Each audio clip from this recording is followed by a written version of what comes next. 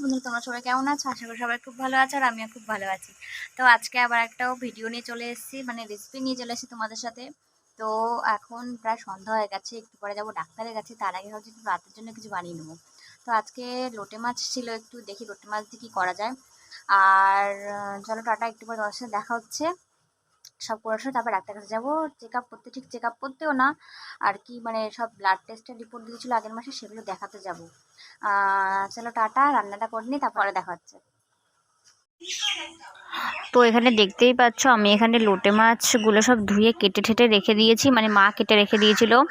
আর এখানে জল ঝরানোর জন্য দেখো আমি ঝুড়িতে জল ঝরিয়ে রেখে দিয়েছি। আর এখানে দেখতেই পাচ্ছ আমি এখানে পেঁয়াজ আর টমেটো কেটে রেখেছি। তো এখানে আমি দেড়টা মতন পেঁয়াজ নিয়েছি, দেড়খানা মতন।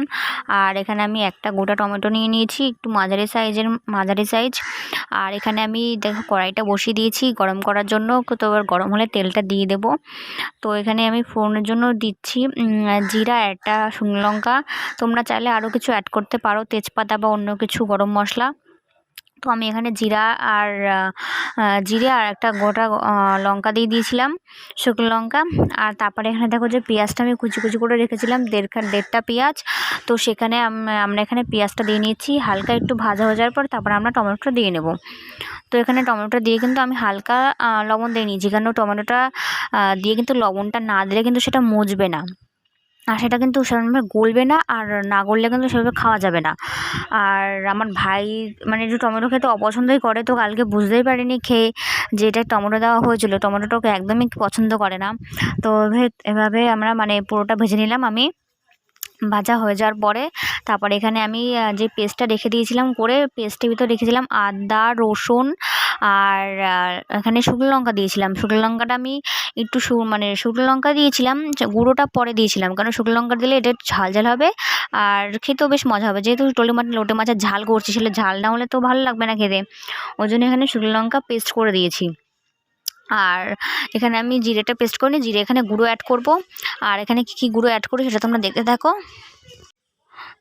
তো আমি এখানে গুঁড়ো মশলাগুলো সব এবার অ্যাড করে নিয়েছি। তো এখানে কী গুঁড়ো মশলা অ্যাড করছি সেটা বলে দিচ্ছি। তো এখানে জিরে গুঁড়ো, লঙ্কা গুঁড়ো আর হালকা পরিমাণে ধনে গুঁড়ো দিয়েছি, ধনে গুঁড়োটা বেশি দিইনি। তো শুকনো লঙ্কা গুঁড়োটা দিয়েছি একটু মানে কালার আসার জন্য, শুকনো লঙ্কাটা ঝালের পরিমাপ মাপার জন্য আমি তো আগে পেস্ট করে দিয়েছি। তো এবার মশলাটা ভালোভাবে তো এখানে আবার মশলাটা ভালোভাবে কষিয়ে নেব। তো এখানে মশলাটা আস্তে আস্তে মানে আদা রসুনের কষাবো, আর যাতে আদা রসুনের গন্ধটা যাতে মানে না থাকে, ওর জন্য কষাতে থাকবো হালকা হাতে, একদম হালকা ফ্লেমে দিয়ে কষাতে থাকবো যতক্ষণ না তেল না উঠবে, মশলাটার থেকে তেল না হবে, যতক্ষণ না লাল কালারটা খুব গাঢ়ভাবে আসবে ততক্ষণ আমরা কষাতে থাকবো। আর এখানে কিন্তু আমরা কোনো জল ইউজ করব না।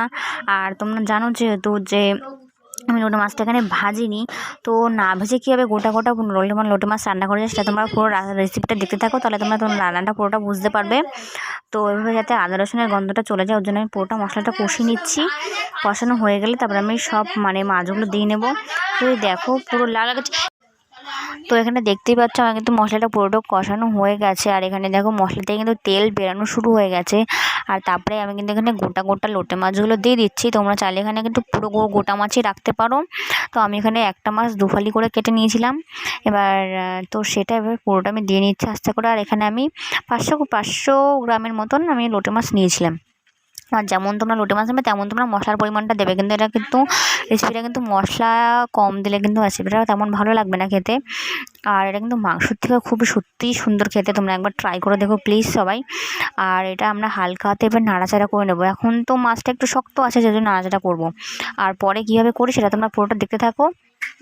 আর দেখো এভাবে পুরোটা আমার হালকা নাড়িচাড়ি দিয়েছি, নাড়িচাড়ি দিয়ে এবার আমি পুরোটা মশলাটা কাছিয়ে লোটে মাছ গায়ের উপরগুলো দিয়ে দেবো। এবার খানিকক্ষণ ঢাকা চাপা রাখার পরে দেখো খানিকক্ষণ অনেকটা মানে লোটে মাছ থেকে জল ওঠা শুরু হয়ে গেছে। আর জল ওঠা হয়ে যাওয়ার পরে আমি অনেকক্ষণ চাপা দিয়ে রেখেছিলাম। তারপরে দেখো মানে কড়াইতে কিন্তু লোটে মাছগুলো কিন্তু ধরতে শুরু করে দিয়েছে, মানে কিন্তু লোটে মাছটা পুরো কমপ্লিট। তোমাদের এভাবে কিন্তু বুঝতে হবে, যখন ধরা আস্তে আস্তে করে শুরু হয়ে যাবে তখন তুমি বুঝতে হবে লোটে মাছটা পুরো কমপ্লিট। এবার তারপরে জলটা আস্তে আস্তে শুকাবে। আর এখানে লো ফ্লেমে একদম রাখতে হবে। দেখতে পাচ্ছ কেমন লাল কালারটা চলে এসছে, তেল ভেসে উঠছে, মানে রান্নাটা পুরো কমপ্লিট হয়ে যাচ্ছে আস্তে আস্তে। তো এবার হালকা কিছুক্ষণ রেখে আমি রান্নাটা নামিয়ে নেব। আর তারপরে দেখো এই যে রান্নার লুকটা দেখে বলো কেমন হয়েছে। আর এখন আমরা ডাক্তারের কাছ থেকে চলে এসেছি, ডাক্তারের কাছ থেকে ফ্রেশ ট্রেশ হয়ে আমাদের তোমার সাথে দেখা হচ্ছে। তো ডাক্তারের কাছে গেছিলাম সব রিপোর্ট দেখাতে, সব রিপোর্ট ঠিকই আছে, আর সব ঠিকই বলেছে। আর কোনো ভয়ের কিছু নেই, সব নর্মালি সব ঠিকঠাক আছে। শুনে সত্যিই খুব খুশি, মানে একটা রিল্যাক্স হলো ভিতর থেকে, একটা যে মানে একটু টেনশনও ছিল যে কি বলবে। তো এখন অনেকটাই রিল্যাক্স। আর ভিডিওটা দেখে বলো, মানে রেসিপিটা দেখে বলো যে রান্নাটা কেমন হয়েছে। আর যদি ভালো লেগে থাকে তাহলে লাইক কমেন্ট সাবস্ক্রাইব সব করে দিও। আর চলো টাটা, আবার দেখা হচ্ছে অন্য কোনো ভিডিওতে বা নেক্সট কোনো রেসিপিতে। ততক্ষণ তোমরা সবাই সুস্থ থেকো, ভালো থেকো, আর আমার জন্য প্রে করো যাতে আমরা দুজনে ভালো থাকি, সুস্থ থাকি। চলো টাটা, আবার দেখা হচ্ছে অন্য কোনো ভিডিওতে। টাটা।